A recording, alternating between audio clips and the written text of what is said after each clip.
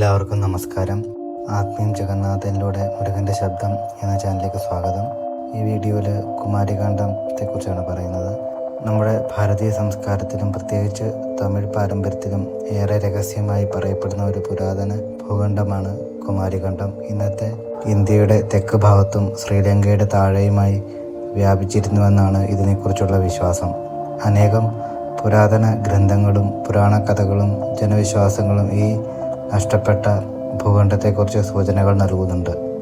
പണ്ടുകാലത്ത് സമുദ്രനിരപ്പിന് താഴെ മുങ്ങിപ്പോയ വലിയ ഭൂഖണ്ഡം ഉണ്ടായിരുന്നുവെന്നാണ് ചിലർ വിശ്വസിക്കുന്നത്.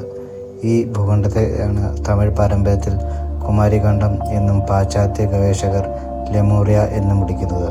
മനുഷ്യ സംസ്കാരത്തിൻ്റെ ഏറ്റവും പുരാതന കേന്ദ്രങ്ങളിൽ ഒന്നായി ഇതിനെ പലരും കണക്കാക്കുന്നു.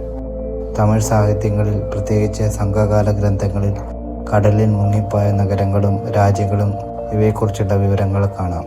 അവയിൽ പറയുന്നത് പ്രകാരം പുരാതന തമിഴ് പണ്ഡിതന്മാരുടെ സംഘങ്ങൾ ആദ്യമായി നടന്നത് കുമാരികണ്ഡത്തിലാണ്. വലിയ പണ്ഡിതരും കവികളും ശാസ്ത്രജ്ഞരും ഈ ഭൂഖണ്ഡത്തിൽ ജീവിച്ചിരുന്നുവെന്നും പറയപ്പെടുന്നു.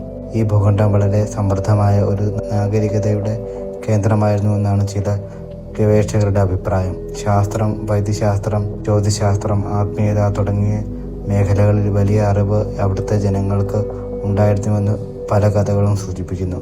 എന്നാൽ കാലക്രമേണ വലിയ പ്രകൃതി ദുരന്തങ്ങൾ സംഭവിച്ചുവെന്നാണ് പറയപ്പെടുന്നത്.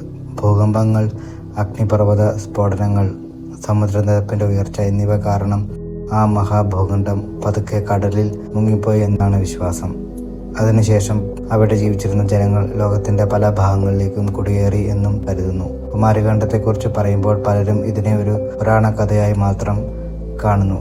എന്നാൽ മറ്റു ചിലർ ഇതിൽ ചില ചരിത്ര സത്യങ്ങൾ മറഞ്ഞു കിടക്കുന്നുണ്ടാകുമെന്ന് വിശ്വസിക്കപ്പെടുന്നു. ആധുനിക ശാസ്ത്രവും സമുദ്ര ഗവേഷണവും ഇതിനെക്കുറിച്ച് ഇപ്പോഴും പഠനം തുടരുകയാണ്. കുമാരികണ്ഡം എന്നത് ഒരു നഷ്ടപ്പെട്ട ഭൂഖണ്ഡത്തിന്റെ കഥ മാത്രമല്ല, അത് നമ്മുടെ പുരാതന സംസ്കാരത്തിന്റെ ആഴവും മനുഷ്യചരിത്രത്തിന്റെ അനാവൃതവുമായ ഭാഗങ്ങളെയും ഓർമ്മിപ്പിക്കുന്ന ഒരു വലിയ രഹസ്യമാണ്. കടലിന്റെ അടിയിൽ ഒളിഞ്ഞിരിക്കുന്ന ഈ കഥകൾ ഒരിക്കൽ ശാസ്ത്രലോകം വെളിപ്പെടുത്തുമോ എന്ന ചോദ്യമാണ് ഇന്നും നിലനിൽക്കുന്നത്. ഇങ്ങനെ കുമാരികാണ്ഡത്തിന്റെ കഥ, ചരിത്രം, പുരാണം, ശാസ്ത്രം എന്നിവ ചേർന്ന ഒരു അത്ഭുത രഹസ്യമായി ഇന്നും മനുഷ്യരുടെ കൗതുകത്തെ ഉണർത്തിക്കൊണ്ടിരിക്കുന്നു. നന്ദി, നമസ്കാരം.